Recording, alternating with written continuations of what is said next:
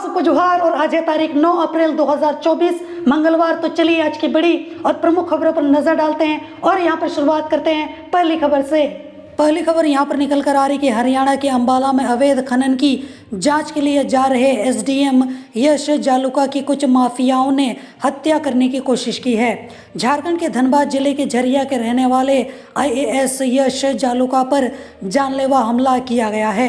खनन माफियाओं ने अंबाला में उनकी गाड़ी को टक्कर मार दी। पुलिस ने बताया कि यह घटना 27 से 28 मार्च की रात 1 बजे हुई, लेकिन इस मामले में एफआईआर अब दर्ज कराई गई है। एसडीएम की सुरक्षा गार्ड की शिकायत पर नारायणगढ़ पुलिस ने 6 अप्रैल को एसयूवी के मालिक और चालक के खिलाफ सरकारी काम में बाधा डालने और हत्या के प्रयास सहित आईपीसी की विभिन्न धाराओं के तहत मामला दर्ज किया है। एफआईआर के मुताबिक खनन माफियाओं ने 2 बार तेज रफ्तार एसयूवी से एसडीएम की गाड़ी को टक्कर मारने की कोशिश की। हरियाणा के अंबाला में अवैध खनन की जांच करने जा रहे एसडीएम की गाड़ी को कुछ संदिग्ध खनन माफियाओं ने जानबूझकर टक्कर मारकर उसकी हत्या करने की कोशिश की। दरअसल यहां पर जब नारायणगढ़ उप विभागीय मजिस्ट्रेट अवैध खनन की जांच के लिए जा रहे थे, उसी दौरान ये वारदात हुई। इसके अलावा यहाँ पर अगली न्यूज़ निकल कर आ रही है कसमार बोकारो से, जहाँ पर झारखंड के बोकारो जिले के जरेडी प्रखंड के भस्की गांव में जंगली हाथियों के झुंड ने एक बार फिर उत्पात मचाया। सोमवार की सुबह करीब 3 बजे जंगली हाथियों के झुंड ने पूर्व मुखिया सुनीता देवी के घर की 4 दीवारी तोड़ दी और इसके अलावा उनकी लगभग 3 एकड़ भूमि पर लगी गेहूं और मकई की फसलों को भी रौंद दिया और खा भी गए। और पिछले 4 दिनों के दौरान इस गांव में जंगली हाथियों ने दूसरी बार उत्पात मचाया है। पीड़ित परिजनों और ग्रामीणों के अनुसार लगभग 22 जंगली हाथियों के झुंड ने सुबह करीब 3 बजे ही गांव में प्रवेश किया। ग्रामीण जो है वो कुछ जान और समझ पाते उससे पहले हाथियों के झुंड ने उत्पात जो मचाना है वो शुरू कर दिया। उत्पात मचाने के दौरान ग्रामीण एकत्रित हुए और पटाखे फोड़कर और ढोल बजाकर हाथियों को खदेड़ना शुरू किया। सूचना पाकर थोड़ी देर में हाथी भगाव दल भी मौके पर पहुंचा और ग्रामीणों की मदद से झुंड को निकटवर्ती रोरिया के घने जंगल की ओर खदेड़ दिया। इधर बार बार गांव में जंगली हाथियों के हमले से ग्रामीण काफी ज्यादा डरे हुए हैं तथा सुरक्षा की मांग भी उठाई जा रही है। पीड़ित पूर्व मुखिया ने कहा है कि पिछले कई वर्षों से इस क्षेत्र में जंगली हाथियों के उत्पात की समस्या बनी हुई है, लेकिन सरकार ने उससे यहाँ पर सुरक्षा के लिए अभी तक कोई भी यहाँ पर ठोस कदम जो है वो नहीं उठाए हैं। और इसके चलते यहाँ पर ग्रामीण जो है वो यहाँ पर काफ़ी ज़्यादा डरे हुए, भयभीत और काफ़ी ज़्यादा यहाँ पर एक तरीके से दहशत में रहते हैं और अक्सर यहाँ पर इस तरीके से रात भर जाग कर उनको यहाँ पर रखवाली भी करनी पड़ती है, जिससे उनकी तबीयत भी खराब हो जा रही है। इसके अलावा यहाँ पर अगली न्यूज़ निकल कर आ रही चतरा से, जहाँ पर राजवा पिकेट के पास रविवार की रात वाहन जांच अभियान चलाया गया और इस दौरान पुलिस को देखते ही तस्कर अफीम फेंककर फरार हो गया, जिसे पुलिस ने फिलहाल तो जब्त कर लिया है। और अफीम जो है वो 4.5 किलो का है और इस संबंध में प्रशिक्षु आईपीएस थाना प्रभारी शुभम खंडेलवाल ने बताया है कि रात में नाकेबंदी कर वाहन जांच अभियान चलाया जा रहा था और इस दौरान कुछ तस्कर यहां पर बाइक से अफीम लेकर बिहार जा रहे थे और जांच अभियान के दौरान यहां पर पुलिस को देखते ही अफीम फेंककर जो अपराधी हैं वो फरार हो गए, जिसे जब्त कर लिया गया है। तस्करों की पहचान की जा रही है और उन्होंने कहा है कि लोकसभा चुनाव को लेकर क्षेत्र में लगातार वाहन जांच अभियान चलाया जा रहा है। इसके अलावा यहाँ पर अगली न्यूज़ निकल कर आ रही है चतरा से ही, जहाँ पर पुलिस ने नशे के सौदागरों के खिलाफ बड़ी कार्रवाई करते हुए ब्राउन शुगर की मिनी फैक्ट्री का भी खुलासा कर दिया है, जहाँ पर इटखोरी थाना क्षेत्र के महोदा गांव के पंकज दांगी के घर से 10 करोड़ का अफीम बरामद किया गया है। साथ ही 2 तस्करों को भी गिरफ्तार किया गया है। गिरफ्तार तस्करों की पहचान इटखोरी थाना क्षेत्र के महोदा गांव निवासी पंकज दांगी और राजपुर थाना क्षेत्र के मझोली बराबांगी गांव के धीरेन्द्र दांगी के रूप में की गई है।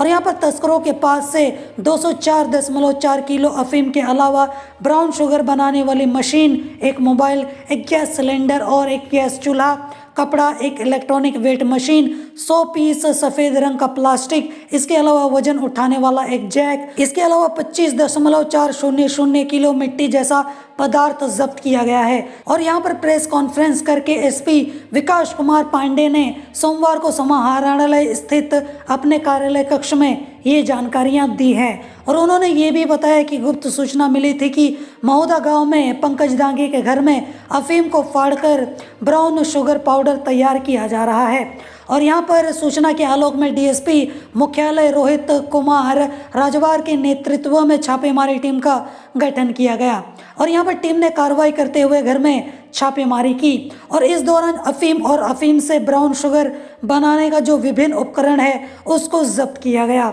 और इस संबंध में इटखोरी थाना में NDPS एक्ट का मामला दर्ज कर दोनों यहाँ पर आरोपियों को गिरफ्तार करके जेल भेज दिया गया है।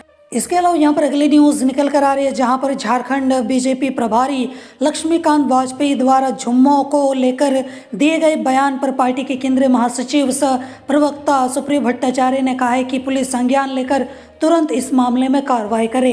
ये कैसी भाषा है?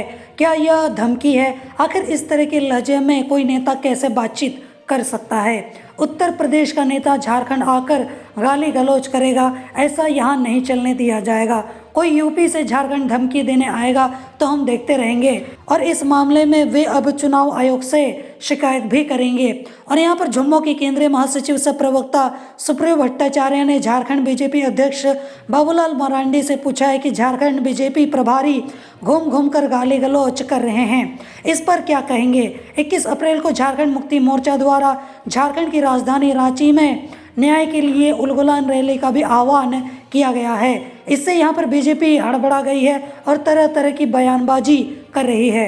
इसके अलावा यहाँ पर अगली न्यूज़ निकल कर आ रही है, जहाँ पर झारखंड बीजेपी अध्यक्ष बाबूलाल मरांडी ने कांग्रेस द्वारा जारी किए गए न्याय पत्र पर कटाक्ष किया है। उन्होंने कहा है कि कांग्रेस पार्टी ने न्याय पत्र जारी किया है और इसमें उन्हें समझ आया है कि आज़ादी के बाद से पार्टी ने जो देशवासियों के साथ जुर्म किया है, इसे लेकर उसे माफ़ी मांगनी चाहिए। झारखंड वासियों से भी उन्हें माफ़ी मांगनी चाहिए। कांग्रेस ने सिर्फ तुष्टीकरण की राजनीति की है। वे सोमवार को प्रदेश कार्यालय में प्रेस वार्ता को संबोधित करते हुए ये सारी बातें जो है वो कर रहे थे। और यहाँ पर बाबूलाल मरांडी ने यह भी बोला है कि देश और प्रदेश में जब बीजेपी के नेतृत्व में सरकार नहीं बनी थी तब देश की स्थिति बहुत ही ज़्यादा खराब थी। गांव घरों में डॉक्टर के पास जाने के लिए सड़क तक ठीक नहीं थी। बरसात में गांव के गांव टापू में बदल जाते थे, लेकिन बीजेपी सरकार के आने के बाद गांव में बिजली आ गई, सड़कें बन गई। ये संकट केवल कांग्रेस पार्टी ने बना रखा था। अब लोगों के घरों में बिजली है, उनके हाथ से लालटेन छूट गई, अब वे शौक के लिए इसे जलाते हैं। कांग्रेस ने हर तबके के साथ अन्याय किया है। बीजेपी की सरकार बनते साथ गांव घर तक सिलेंडर पहुंचाया गया। हालांकि सिलेंडर महंगी हो गई, बात अलग है, लेकिन सिलेंडर तो पहुंचा है। और इसके अलावा यहाँ पर सड़कों की भी बात करें तो हाँ, बीजेपी ने सड़क वाला जो काम किया है, गांव-गांव घर-घर तक सड़कें पहुंचाने का, तो वो भी मैं मानता हूँ कि उन्होंने सही तो काम किया है। और ये छोटी छोटी चीज़ें हैं, लेकिन कांग्रेस ने कभी इन समस्याओं को ख़त्म करने की कोशिश नहीं की। हालांकि सिर्फ सड़कें बनवा देने से या फिर गैस का कनेक्शन दे देने से, बाकी चीज़ें अगर आप मूलभूत जो सुविधाएं हैं या फिर अधिकार अगर जनता से छीन लो, तो ये कहीं ना कहीं एक तरीके से जो एक तालमेल बनना चाहिए था सरकार और जनता के बीच में, वो बन नहीं पाता है। क्योंकि सिर्फ 2 अच्छे काम करके अगर आप यहाँ पर 8 बुरे काम कर दो तो यहाँ पर आप तालमेल नहीं बना सकते और देश को विकसित भारत आप नहीं बोल सकते। लेकिन मैं ये भी मानता हूँ कि सड़कें बनवाने की बात हो या फिर गैस का कनेक्शन घर घर पहुँचाने तक की बात अगर मैं करूँ, तो बीजेपी ने इसमें बहुत ही ज़्यादा अच्छा काम किया है और बहुत ही ज़्यादा बढ़िया काम किया है ग्राउंड लेवल पे, जो कि दिखता भी है। हालांकि उसके बाद चीज़ें थोड़ी सी गड़बड़ा गई, पेट्रोल डीजल के दाम या फिर गैस के दाम की अगर हम बात करें तो उसको यहाँ पर बीजेपी सरकार कंट्रोल नहीं कर पाई, वरना इन सब में यहाँ पर इन दोनों कामों में यहाँ पर बीजेपी सरकार ने काफ़ी अच्छा यहाँ पर कदम तो उठाया ही था। इसके अलावा यहाँ पर अगली न्यूज़ निकल कर आ रही है चतरा से, जहाँ पर सीएम स्कूल ऑफ एक्सीलेंस में नामांकन में गड़बड़ी का जो मामला है वो तूल पकड़ता जा रहा है। अभिभावक निष्पक्ष जांच कर योग्य बच्चों का नामांकन लेने की मांग कर रहे हैं और उपायुक्त रमेश घोलप ने बताया है कि नामांकन में गड़बड़ी मामले की जांच के लिए समरिया एसडीओ सन्नी राज के नेतृत्व में जांच कमेटी गठित की गई है। टीम में जिला शिक्षा पदाधिकारी दिनेश कुमार मिश्र, इसके अलावा जिला शिक्षा अधीक्षक अभिषेक बड़ाइक और अन्य पदाधिकारियों को रखा है और जांच रिपोर्ट 7 दिनों के अंदर सौंपने का निर्देश भी दिया गया है। और उपायुक्त द्वारा जांच कमेटी बनाए जाने से गरीब बच्चों के अभिभावकों की उम्मीद फिलहाल तो जगी हुई है। और मैं आपको बता दूं कि CM school of excellence SS+2 high school Chatra में कक्षा केजी और यहाँ पर कक्षा 9 में नामांकन को लेकर परीक्षा ली गई थी, जिसका रिजल्ट प्रकाशित होने पर अभिभावकों ने अनियमितता का आरोप लगाया है। और सबसे अधिक धांधली कक्षा केजी के प्रवेश परीक्षा के रिजल्ट में की गई है, ऐसा बोला जा रहा है। और कक्षा केजी का प्रवेश परीक्षा जो है वो मौखिक रूप से ली गई थी, जिसमें बेहतर प्रदर्शन करने वाले बच्चों का नाम रिजल्ट से गायब है। वहीं यहाँ पर कई प्रश्नों का जवाब नहीं देने वाले बच्चों का नाम रिजल्ट में है, और उसी वजह से ये मामला जो है वो अब सामने निकल कर आया है। इसके अलावा यहाँ पर अगली न्यूज़ निकल कर आ रही है पलामू से, जहाँ पर लोकसभा चुनाव 2024 को लेकर झारखंड में अवैध शराब के खिलाफ कार्रवाई जारी है और उत्पाद विभाग की टीम व स्थानीय पुलिस द्वारा लगातार छापेमारी की जा रही है। और इसी क्रम में पलामू में उत्पाद विभाग ने छापेमारी कर अवैध मिनी शराब फैक्ट्री का खुलासा किया है और इस दौरान करीब 2.5 लाख रुपए की शराब और स्पिरिट जब्त की गई है। उत्पाद अधीक्षक सुधीर कुमार ने बताया है कि झारखंड और बिहार के सीमावर्ती इलाकों में बड़े पैमाने पर अवैध शराब का कारोबार किया जा रहा है। उत्पाद विभाग की टीम ने पलामू के हुसैनाबाद के झरगड़ा बगमनवा टोला से छापेमारी कर अवैध मिनी शराब फैक्ट्री का यहां पर खुलासा किया है। और छापेमारी में पुलिस ने 59 पेटी शराब और 280 लीटर स्पिरिट बरामद किया है। और इस मामले में मुकेश कुमार, इसके अलावा ललन कुमार, राजकुमार और इसके अलावा संजीव राजवार को गिरफ्तार किया गया है। उत्पाद अधीक्षक सुधीर कुमार के नेतृत्व में जो कार्रवाई की गई उसमें यहाँ पर सुधीर कुमार ने बताया है कि पुलिस को गुप्त सूचना मिली थी कि बगमनवा टोला में अवैध शराब बनाने का काम किया जा रहा है। शराब तैयार करने के बाद फर्जी रॉयल ब्लू, रॉयल क्लासिक, विदेशी शराब या अन्य ब्रांडेड अंग्रेजी शराब का स्टिकर लगाकर उसे बाहर में ऊंचे दामों पर बेचा जाता था। और साथ में यहाँ पर छापेमारी के क्रम में उत्पाद विभाग ने 180 ml के यहाँ पर 2832 बोतल शराब जब्त किया है। और यहाँ पर शराब तैयार करने के लिए 7 गैलन में 280 लीटर कच्चा स्पिरिट और इसके अलावा 36,000 खाली बोतल जब्त किया गया है। और इसके साथ ही शराब बनाने वाली मशीन, कैप, रैपर सहित अन्य सामग्री भी बरामद किया गया है। और यहाँ पर शराब कच्चे मकान में बनाया जाता था। इसके अलावा यहाँ पर अगली न्यूज़ निकल कर आ रही है मौसम के हाल को लेकर, वो भी झारखंड का, जहाँ पर बताया गया है कि 9 अप्रैल को झारखंड के पश्चिमी भागों में कम से कम आधा दर्जन जिलों में गरज के साथ बारिश और वज्रपात की संभावना है। मौसम केंद्र के मुताबिक गढ़वा, पलामू, लातेहार, लोहरदगा, गुमला और सिमडेगा जिले में कहीं कहीं बारिश और वज्रपात होने के संकेत हैं। इसके अलावा यहाँ पर 10 अप्रैल को झारखंड के दक्षिणी हिस्से के साथ साथ मध्य भागों में भी कुछ जगहों पर गरज के साथ बारिश होगी और वज्रपात भी होने की संभावना है। जिसके बाद यहाँ पर 11 अप्रैल को भी राज्य के दक्षिणी तथा मध्य भागों में कहीं कहीं गरज के साथ बूंदाबांदी हो सकती है। वज्रपात होने की भी संभावना है और इस दौरान 30 से 40 किलोमीटर की रफ्तार से यहाँ पर तेज हवाओं का झोंका भी चल सकता है। और यहाँ पर मौसम वैज्ञानिक ने बताया है कि 11 अप्रैल को जो मौसम है वो सुहाना रहने की संभावना है और यहाँ पर राजधानी रांची में आंशिक बादल छाए रह सकते हैं। और यहाँ पर अगर हम लोग 12 अप्रैल की बात करें तो गरज के साथ बारिश होने की संभावना जताई जा रही है। साथ ही यहाँ पर आंशिक बादल जो हैं वो छाए रह सकते हैं। और इसके बाद 13 अप्रैल को मौसम जो है वो शुष्क रहने का यहाँ पर अनुमान फिलहाल लगाया जा रहा है। इसके अलावा यहाँ पर अगली न्यूज़ निकल कर आ रही है, जहाँ पर झारखंड नगर निकाय चुनाव की अधिसूचना 3 हफ्ते में जारी करने के मामले में सोमवार को हाई कोर्ट में सुनवाई हुई और ये सुनवाई जस्टिस चंद्रशेखर और जस्टिस नवनीत कुमार की अदालत में हुई। हाई कोर्ट की इस डबल बेंच की अदालत ने सरकार की उस अपील को खारिज कर दिया जिसमें उन्होंने जस्टिस आनंदा सेन के फैसले को चुनौती दी थी। और यहाँ पर अदालत ने मामले में सरकार को इस केस से जुड़े अपने सभी पक्ष कोर्ट के सामने रखने को कहा और इसके लिए उन्होंने 2 हफ्ते का समय दिया है। 2 हफ्ते बाद इस मामले की फिर से सुनवाई होगी। और अगर हम लोग यहाँ पर पूरे मामले को ढंग से जानने समझने की कोशिश करें तो दरअसल मामला ये है कि झारखंड यहाँ पर नगर निकाय चुनाव की अधिसूचना जारी करने को लेकर पार्षद रोशनी खालको और अरुण झा ने हाईकोर्ट में याचिका दाखिल की थी और इस मामले में सुनवाई करते हुए जस्टिस आनंद सेन की यहाँ पर अदालत ने यहाँ पर सरकार को 3 हफ्ते अधिसूचना जारी करने का निर्देश दिया। अब ये भी जान लेते हैं कि सरकार के पक्ष के लोगों ने क्या कहा।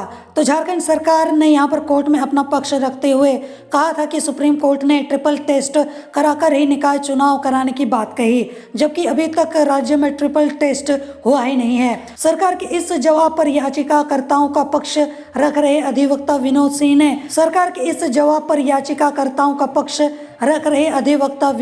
ने सरकार के जवाब को दिग्भ्रमित करने वाला बताया। उन्होंने कहा कि सरकार 74 एवं अन्य प्रावधानों का न केवल यहाँ पर सिर्फ उल्लंघन कर रही है, बल्कि यहाँ पर आधे अधूरे जवाब के साथ अदालत को भी अंधेरे में रखकर दिग्भ्रमित कर रही है। इसके अलावा यहाँ पर अगली न्यूज़ निकल कर आ रही है चांडिल सरायकेला खरसवां से, जहाँ पर नीमडे के कदला गांव के सालटांड टोला में सोमवार की सुबह हाथी ने गुनीता महतो, जिसकी उम्र 42 वर्ष बताई जा रही है, को सूंड से उठाकर पटक दिया, जिससे महिला जो है वो गंभीर रूप से घायल हो गई है। और घटना सोमवार की सुबह करीब 5 बजे की बताई जा रही है। और यहाँ पर बताया जा रहा है कि महिला शौच के लिए गई हुई थी और हाथी को देखकर महिला वहां से भागने लगी। तभी हाथी ने दौड़ाकर उसे सूंड से उठाकर पटक दिया। महिला की चिल्लाने की आवाज़ सुनकर आसपास महुआ चुनने जा रहे यहाँ पर लोगों ने हो हल्ला कर हाथी को भगाया। हालांकि ये भी बोला जा रहा है कि हाथी जो है वो अपनी झुंड से भटक गया है। और यहाँ पर हाथी के हमले की सूचना मिलने पर परिजन घटना स्थल पर पहुंचे और घायल को यहाँ पर तत्काल रघुनाथपुर CHC में इलाज के लिए ले जाया गया। प्राथमिक उपचार के बाद चिकित्सकों ने घायल महिला को MGM जमशेदपुर रेफर कर दिया गया। घायल महिला का जो बायां हाथ है वो टूट गया है। उसके सिर और मुंह में भी यहाँ पर गंभीर चोटें लगी हैं। हाथी के हमले से ग्रामीण जो है वो दहशत में है। घटना के बाद वन विभाग ने यहाँ पर इलाज के लिए तत्काल 10,000 रुपये महिला के परिजनों को दिए हैं। हालांकि इतना कुछ हो गया है तो 10,000 रुपये से तो कुछ होने वाला है नहीं, फिलहाल इस ज़माने में तो बिल्कुल भी नहीं। अब उम्मीद करते हैं कि वन विभाग के लोग थोड़ी सी और मदद ज़रूर कर देंगे। इसके अलावा यहाँ पर अगली न्यूज़ निकल कर आ रही है चाईबासा से, जहाँ पर जैंतगढ़ चाईबासा NH 75E मुख्य मार्ग पर जैंतगढ़ +2 हाई स्कूल के आगे एक ट्रक और ट्रेलर की भिड़ंत हो गई। हादसे में यहाँ पर ट्रक चालक गंभीर रूप से घायल हो गया, उसका एक पैर टूट गया है। वही घटना के बाद ट्रेलर का जो ड्राइवर है वो गाड़ी छोड़कर फरार हो गया। और जानकारी के मुताबिक चाईबासा की ओर से एक ट्रक जैंतगढ़ आ रहा था। इसी क्रम में विपरीत दिशा से आ रहे एक ट्रेलर को धक्का मार दिया। टक्कर इतनी जोरदार थी कि ट्रक के आगे का हिस्सा और ड्राइवर साइड के परखच्चे उड़ गए। यहाँ पर ट्रक के ड्राइवर को इलाज के लिए चपवा अनुमंडल अस्पताल में भर्ती कराया गया। इधर घटना के बाद मुख्य मार्ग करीब यहाँ पर 2.5 घंटे तक जाम रहा। और सूचना पाकर जगन्नाथपुर थाना के यहाँ पर ASI अजय सिंह दलबल के साथ घटनास्थल पर पहुंचे और स्थिति का भी जायजा लिया। इसके अलावा यहाँ पर अगली न्यूज़ निकल कर आ रही है चाईबासा से ही, जहाँ पर मुफस्सिल थाना के वेरा के पास से एक व्यक्ति का शव मिला है। शव की पहचान तांतनगर OP क्षेत्र के कड़िया सिंदरी गांव निवासी बहादुर मुंडा जिनकी जो उम्र है वो 47 वर्ष बताई जा रही है। पुलिस ने शव बरामद कर पोस्टमार्टम कराया। और यहाँ पर सूचना पर मृतक के परिजन सदर अस्पताल के पोस्टमार्टम हाउस पहुंचे और शव की पहचान की। परिजनों ने बताया कि मृतक उड़ीसा के जोड़ा में मिस्त्री का काम करता था और शुक्रवार को वह अपने बेटी और दामाद के घर चाईबासा के यहाँ पर गुट्टू साई मोहल साई टोला आया हुआ था और उसी दिन शाम को घर से कहीं निकल गया। खोजबीन करने पर भी नहीं मिला। फिर सदर थाना में लापता होने की शिकायत भी दर्ज कराई गई।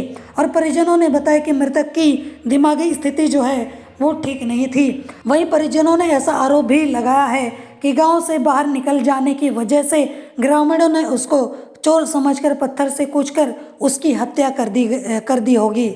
इसके अलावा यहाँ पर अगली न्यूज़ निकल कर आ रही है लोहरदगा से, जहाँ पर लोहरदगा के सेना थाना क्षेत्र में सोमवार सुबह अपराधियों ने बड़ी घटना को अंजाम दिया।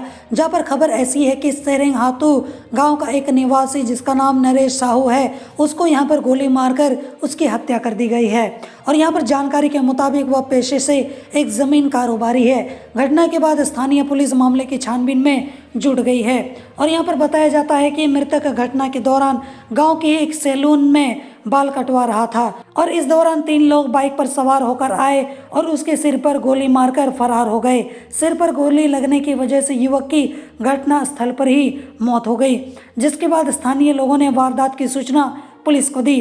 और सूचना मिलने के बाद पुलिस तुरंत घटनास्थल पर पहुंची और शव को पोस्टमार्टम के लिए भेज दिया। और जब आसपास के लोगों से जानकारी प्राप्त की गई तो पता चला कि नन्हे इस जमीन से जुड़ा कारोबारी था और साथ ही साथ गांव में ही उसकी एक छोटी सी सीमेंट की दुकान भी थी।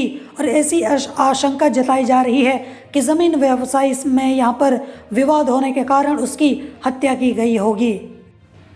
तो ये थी आज की बड़ी और प्रमुख खबरें और मैं उम्मीद करता हूँ कि आज का आपका दिन शुभ हो। जोहार।